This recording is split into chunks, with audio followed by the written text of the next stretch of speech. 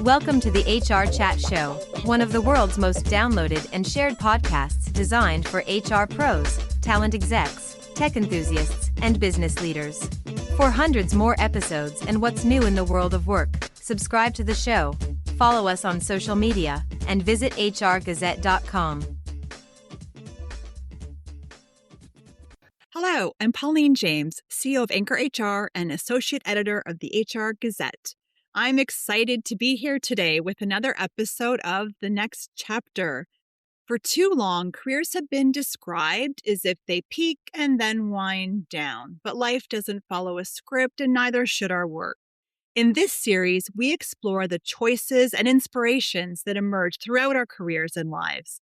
Whether it's continuing to build our careers, reinventing, giving back, or choosing new priorities, this is about defining success on our own terms. Dr. Woganee Filate is one of the founders and co-owners of Loom, a clinic dedicated to supporting perimenopausal and menopausal women and beyond. She is a passionate and dedicated adult respirologist and sleep medicine physician. In her practice, she helps patients understand the changes in sleep that come with the menopause transition and what they can do to get the best rest possible during this important stage of life. In addition to her medical degree, Dr. Filate holds a Master of Health Science with a focus on community health and epidemiology from the University of Toronto. Drawing on her medical, academic, and entrepreneurial experience, she brings thoughtful insight to how menopause affects women in the workplace, and I'm pleased to have her with us today. Dr. Filate, it feels like we're having a moment, a long overdue moment, where there is more open discussion about the impact of menopause on women and also its impact on what are really key working years. You and your organization, which launched nearly a year ago now, congratulations, have been an important part of moving this discussion to the mainstream and in supporting women practically. Can you tell us what brought you and your co-owners, your co-conspirators to launching Loom? Happy to do so, and thank you so much. I'm excited to be here today. To be honest, our desire to build Loom came from two places. One was from a deep frustration of the way the traditional medical system was treating women and allowing practitioners to practice. So I'll give you an example from my practice as a sleep physician.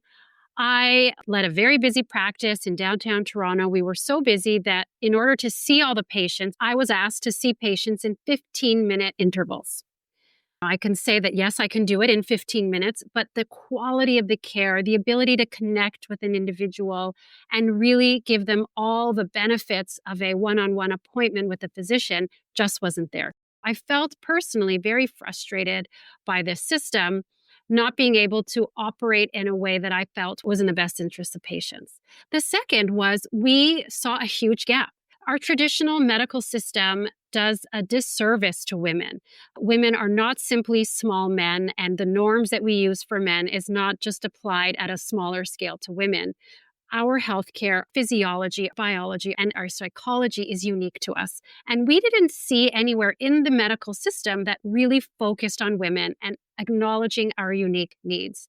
It was through that we decided we all shared the same passion to provide holistic, patient-centered care through the lens of women's health. Let's jump off a cliff, close our practices, and jump into the territory of entrepreneurship and open Loom. Thanks for listening to this episode of the HR Chat Podcast. If you enjoy the audio content we produce, you'll love our articles on the HR Gazette. Learn more at hrgazette.com. And now, back to the show. What has been the impact on this lack of support and services on women's participation in the workforce? That is such an important question because we actually have data and we know what the impact is. In 2023, the Menopause Foundation of Canada put out a report on the impact of menopause on women and in the workforce. And they found that actually 10% of women were leaving the workforce because of untreated menopause symptoms. Now, we should sit with that number because it is huge. First of all, these are women in their prime working years. They're anywhere between 45 to 55 on average. They have been working 20, 30 years. They have amassed such institutional knowledge that they are now stepping away at their prime because of unmanaged symptoms. So a lot of them may be leaving the workforce entirely. They may have what's called presenteeism or absenteeism. They're taking more time away to go for medical appointments and really just not feeling at their best because the system and our society wasn't really supporting these women as much as we could. And we actually have a dollar figure, believe it or not, what that 10% workforce attrition rate translates. In Canada, believe it or not, it is an annual loss to employers of $3.5 billion with a B dollars per year. So this is not a fringe issue. This is not a women's issue. In the US, we have data for workdays missed, which equates to around $1.8 billion. But the point is that this is not a small issue and that not supporting women adequately, both in the healthcare system and at work, really has huge economic impact. Dr. Filate, what are you hearing from women themselves at the front line? Your team meets with women every day. What are they reporting? I should preface by saying that it is an honor to see these women in our clinic. Oftentimes, these women are women at the peak of their careers, and they are holding so much in. They are excelling at work. They are managing households. They are caring for children, caring for aging parents, and in between all of that, trying to look after themselves. So when they walk through Loom and they have the opportunity to sit down with the healthcare providers here, they honestly take a huge exhale and finally find a place that sees them and hears them. And they often will say to us, I didn't realize how much I was carrying, how much I was internalizing until I had this opportunity to really unpack or take off my armor that I have been carrying around. We spend lots of time with the patients. We focus on emotional resilience. We focus not only on physical health, but emotional health, diet, nutrition, sleep, all of the components of a woman's health that supports her be at her best. Thank you. We talked about the economic impact and how substantial that is. And hopefully that alone creates the case where employers should be motivated to step up and provide support. I also think about there's the 10% who can leave. Arguably, some women are in a category where they feel they can afford to free themselves up to seek out care, and just the importance of employers recognizing and tapping into the support that would benefit across the workplace in that regard. I totally agree with you. It's more than just the economic. When we drill down, there is such personal impact for women. To your point, 10% are the ones who probably have the opportunity and the financial means to step away from work in midlife. But there is the rest of group of women who are internalizing all of this. They often will hide their symptoms at work. They will often feel not comfortable sharing that they are struggling or require some assistance at work. And there's still a huge degree of stigma. Menopause is seen, and I think it is changing, but for a while has been something that was whispered in the corners or not really brought up because women never wanted to feel less than or another area where they are not functioning at the same level as their peers. So there is a lot of internalization, and the symptoms of menopause can also have wide-ranging impact from brain fog, difficulty sleeping, mood changes, irritability. And so that can also affect their work. And I think what happens is women are unable to perform at the level that they want to and the level that they know that they can. And we have to remember menopause, yes, it is one day of your life when you've been period free for a year. But the symptoms associated with the menopause transition can be upwards of 7 years. And for some ethnic groups, Black women, Hispanic women, that could be 10 years plus. So this is, again, not a fringe issue. It's also not a time-limited issue. It can be for many, many, many years. Thank you. With that, can I ask what symptoms women typically find the most challenging to navigate at work? Yeah, the big ones are a couple. So one is the cognitive piece, the brain fog, difficulty paying attention or focusing, difficulty remembering, losing your train of thought. The other big one is sleep disruption. So women who have difficulty staying asleep, falling asleep, insomnia symptoms, that can impact not only their level of alertness the next day, but their ability to be productive. And then the other is mood, feeling symptoms of anxiety, feeling symptoms of depression. And the other piece that often doesn't get talked about is heavy menstrual bleeding. So we know that during the menopause years that women can have really heavy periods, unpredictable, and that can lead to moments of embarrassment at work and also hot flashes. They can be extremely debilitating. Not only do they happen at night, but they can happen during the day. We've heard stories from women who actually keep several suits at the office for this very reason. They could be in a meeting or they're about to step into a meeting and they are completely drenched in sweat. And so they've had these accommodation strategies that they do themselves to prepare for an outfit change. So it's a lot of impact at work. And I'll just say that I find that my hot flashes, they never occur when I wish they would, like when I'm freezing at one of my kids' games. Are there accommodations that you find most impactful to support those very common symptoms? A couple of things. So for the heavy menstrual bleeding, what women have found really helpful is to have menstrual products in the bathrooms. If you're having hot flashes, to have a fan or being able to control the temperature in your office space or where you're working, being able to take breaks. So if you are struggling with concentration, inattention, to be able to say, you know what, I'm going to step away 20 minutes, 30 minutes, go outside, take a walk, and return back to my task. Other accommodations can be flexible work arrangements. Maybe if you're having really heavy menstrual bleeding and you feel uncomfortable, perhaps you can work from home that day. There are lots of options, and it really is meant to be tailored for each woman. But to know that there are low-hanging fruit or really things that don't actually cost a lot of money, but can provide comfort and support for women. What misconceptions or barriers do you see that continue to get in the way of normalizing menopause as a workplace issue?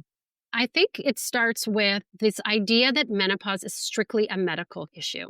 I think we need to reframe it and think of it as a holistic woman issue. In that, yes, she has physical symptoms associated with menopause, but it has impact on her work. It has impact on her personal life. So we need to sort of reframe how we think of the impact of menopause. The other is, like I was saying, there's still huge societal judgment and stigma surrounding menopause, that women have declined capabilities and decreased ability to perform at their peak. And the other is there is still a lack of awareness among employers. I think, again, that is changing. We have had outreaches from many organizations across Canada to provide education in the workplace. So I do think over the last few years that has changed. But by and large, there is still a lack of awareness and education among employers. And the other is we are still struggling with a lot of misinformation surrounding menopause, surrounding what the symptoms are, what treatments are available, whether even women should be treated or whether they're supposed to, quote unquote, suffer through it, stop complaining, this is normal. So there are many, many factors that are still holding us back as a society and as workplaces. With that, what are practical things that employers can do to support in addressing this gap and really being able to support, as you know, women during their peak years? In addition to the stigma and the silence that happens in workplaces, we know from women from a study in 2023 that 48% of women actually feel embarrassed to ask for support that can make a difference in their workplace. And almost half worry that their menopausal symptoms could affect their appearance at work. So as employers, we need to be able to provide them with support so that they do feel supported, that they do feel seen and provided with the right supports. I think there is a lot that employers can do, and that's really what I want everyone to really understand. Number one would be education.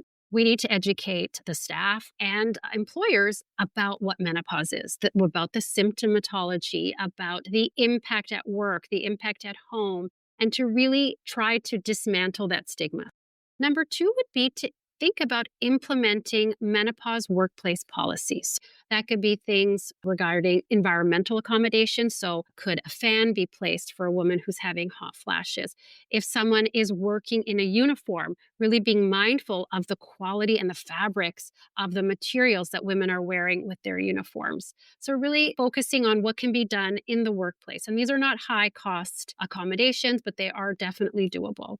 The other is to create a culture of openness and inclusion in the workplace and to encourage all staff members, not just those in that age group, but really an education and an openness for all. And then finally, employers can provide support to their employees. So whether that be through health benefits, flexible work arrangements, time off, and allowing women to access care, both medical care and, so for example, psychological support. And they can do that through robust benefits packages. Thank you. And I love those really low-hanging fruit, economical examples as well that can have a significant impact. What can women do for themselves?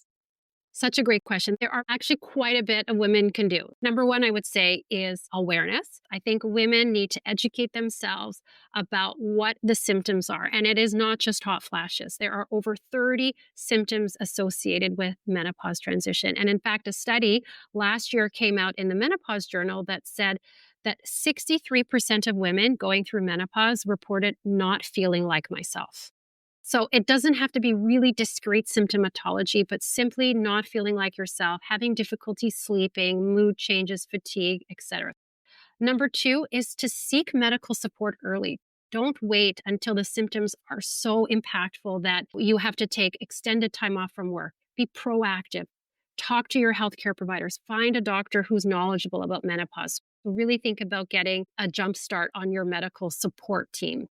And the other would be to communicate at work with your employers about what it is you need so that you can perform at your best and you can be the best employee for your employer, as we talked about some of those accommodations earlier. And the other last two are really important to me. One is women need to invest in their recovery. So as a sleep doctor, this is something that I come back to over and over again, really thinking about your sleep, nutrition, and mental health. All of that is really your foundation to withstand anything that comes your way.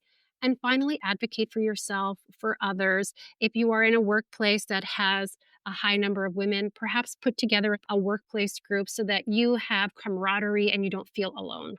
Thank you, Dr. Filate. So many important gems in there for us. I also appreciate beginning with this awareness, right? And it's been the conversation start of, is this normal? What's normal? Just that level set of reassurance in many ways, some common understanding, but then the hope that this isn't something we need to suffer with. Exactly. When I was saying about seeking support early, the reason is because we actually have quite excellent treatments available. And they can range anywhere from menopausal hormone therapy, which is Health Canada FDA approved for treatment of hot flashes, and they're quite effective, to new non-hormonal medications that have come to the market in the last 1 to 2 years that actually are not hormone-based, but work at the center of the brain where the hot flashes originate. There are also a lot of other pharmacologic options. There are also lots of lifestyle interventions that can help. There's, believe it or not, evidence that cognitive behavioral therapy can help with hot flashes. Not that they will stop the hot flash, but it will allow women to have coping strategies or dealing with the bother of the hot flashes. Diet, exercise, sleep. There is so much that women can tap into. And the most important thing is to find a healthcare provider who has understanding of the risks and benefits and allow you to have a really nuanced discussion about what is best for you. Because it's important to remember what works for your colleague, what your sister, what somebody else might be taking may not work for you. It's really meant to be tailored, individualized to your symptoms, your medical history, and your need for disease prevention. Thank you, Dr. Filate. As we look at how these symptoms can potentially affect performance, how do we reduce the stigma that makes many women hesitant to speak up, to acknowledge that they're struggling, and concerns related to if I acknowledge that I may be struggling with brain fog or memory lapses, that I may end up being sidelined? I'd welcome your thoughts from both the employee and organizational perspective. What I would suggest is for women who are concerned about how it's going to be perceived is really to find a champion in the workplace. And I think this is important that the workplace actually identify who those champions are and let it be known within the organization that if you have any concerns, you don't necessarily have to go to your manager or your boss. You can start with a champion internally and that you can feel that you're not alone and that your employer has options for you. Allowing women to know that there is a champion in the organization can help a lot. One thing that we or society at large really needs to think about is that women's health is really, again, like I said, not a fringe issue. We know that the women's health gap is huge. There was a McKinsey report not that long ago that put together a statistic said that if we closed the women's health gap, that could add almost $1 trillion to the economy globally. And if that doesn't get people's attention, I don't know what will. I think really appreciating that women's health, yes, we're talking about menopause, but it is so much more than that. It is thinking about how conditions, diseases, and disorders affect us differently. Maybe they affect us disproportionately or uniquely. So again, really casting that lens wide and thinking, yeah, menopause is one piece, but really the larger women's health gap is much larger and has huge impact. Thank you. And just reflect on that. The intellect, the strengths remain there. We're often much harder on ourselves than anyone else would be as well. And then on the cultural side, how important it is that organizations do have an environment where people feel that they can speak up when they're not feeling at their best and when there's supports that could be available to them. And again, that the tide can lift all boats. Well, that's it. And I think another important point for employers too, if there's concern about this is increasing cost, this is more work for us, I would argue that the retention factor is so much higher for an organization that really acknowledges and supports women in midlife and at their prime. What I see from the women's side and from the patient side is that women are more likely to stay with an organization if they feel seen, heard, and supported. Thank you. Many women, despite potentially there being societal cues, organizational cues around the time to retire, to give your seat up, and I'll set aside the labor economics argument on that, which really just is that it's all bunk. We don't create more jobs by leaving our seat. That's not how the labor economy works. But there are societal cues, there are misperceptions around that at the same time, women are staying in the workforce longer. With that, I'd welcome your thoughts, your experience around the importance of considering women's health more broadly beyond the menopause years as well. That's a great point. And we see that too at Loom. We see women in their 50s, 60s, and 70s who are still very active, not only in their workforce, but in their communities, in their families, with their volunteer work.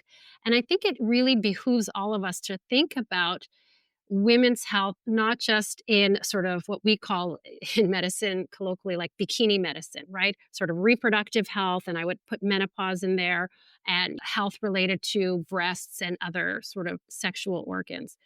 But really, we need to think about the entirety of a woman's life, right? From when she is a young adult all the way through to old age. Because if we are providing healthcare that is proactive, that is personalized, that is preventative, that will really translate into women in their 50s, 60s, 70s plus, continuing to perform, continuing to hit all the milestones that they want to continue hitting, right?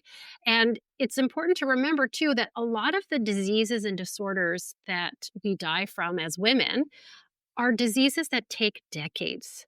For example, heart disease. Heart disease, you just don't wake up in your 60s and you have your first heart attack. That process physiologically has been happening 20, 30 years earlier. Dementia, same thing. We know that almost half of the risk factors for dementia are accumulated in midlife. Another good example would be osteoporosis and frailty. Again, osteoporosis, we lose our bone mass for women starting in our 30s. And so there is a lot that we can do to prepare for that long legacy of our life. So really, this is not an issue that, when you're 50 and 60 and 70, you need to start thinking about your health. I would argue that even women younger than that need to think about really putting together a proactive healthcare plan so that they can hit every single decade, every single milestone as best they can so that they can be operating and performing at their best. McKinsey report, I was talking about the one for women's health. So that was a global report, but they actually did one in Canada. And they found that closing the healthcare gap in Canada alone could add 7 days of healthy living for women per year. So that is like a whole other life, right? If we can really address women's health within Canada. Canada is a great country, but we are actually a small piece of the global economy. So imagine if we could add a week of life, healthy living to each Canadian woman per year by closing that women's health gap is astounding. Thank you. Dr. Filate, can we take a minute to talk about your own career journey? You left a stable and impressive practice. You set that aside. You launched Loom. You stepped into being an entrepreneur mid-career. What has that journey been like? It is one simple word. It's an adventure. And it's an adventure that I would pick again and again and again. And to be honest, when I had spoken to my colleagues, this was in 2024 when I was preparing to step away formally, a lot of them literally sat me down and said, "Are you okay? Are you sure you want to do this?" To your point, you have a very stable gig here. You do well at what you do. And I said, it's not enough anymore. I did a lot of soul searching, and really, I felt that I had a lot of gas left in my tank, going back to your point of how I'm hoping I'll be around for several more decades and doing what I'm doing. But it wasn't enough. And one had the vision with my co-founders to really think about creating the ideal healthcare experience for women. I couldn't unknow that. I couldn't take that out of my brain and say, you know what, I'm going to let someone else do that. That's a great idea, but maybe you should do it. Once that bug hit me, it was like I saw nothing else. That is our North Star. Anyone in entrepreneurship or working or in business, there are up days and then there are down days. And so you need to kind of go back to that North Star when you're feeling disenchanted, disillusioned, or feeling like it's so much harder than it ought to be. It takes a patient saying, "I'm so glad you're here. I'm so glad you did this. I haven't seen healthcare like this anywhere." We ride on that for months at a time. And I think it's a testament to your point earlier, like women have so much more to give if they have all the right supports in place. The future is bright for women. And it's also really good examples for the younger generation, for women in their 20s and their 30s to think about, what? The career I pick in my 30s, I'm not beholden to it for the next 40 years. I can pivot and I can shift.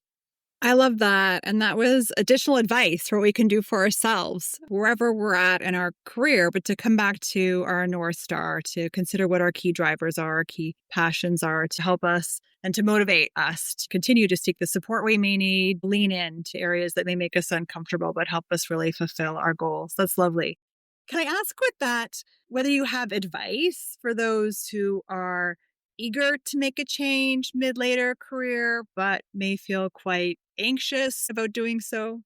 I think the best advice that I would give is twofold. Is one, just do it. You'll never regret something that you tried, and even if it failed, but you will regret not trying. And so I always say that to myself. What I fear the most is regret. What if? Could I have? What would it look like? It's better to try and fail than to never try at all. And I know that sounds extremely cliche, but it is so true. You don't want to look back in the rearview mirror and said, gosh, what would things have been like if I had just done that? And I think it's important to find a network that can support you. This is not something that you can do alone. Find colleagues, find coworkers, or anyone else that has the same passion. And doing it together is actually much more enjoyable and more realistic as well. Thank you. Appreciate that insight into women's health, into your entrepreneurial journey, into steps that we can take as individuals and as HR practitioners and leaders as well. How are people best to follow your work, follow Loom's work? Yeah, I'm happy to share. Follow us on Instagram, Loom Women's Health. We post a lot about facts and things that you can learn about.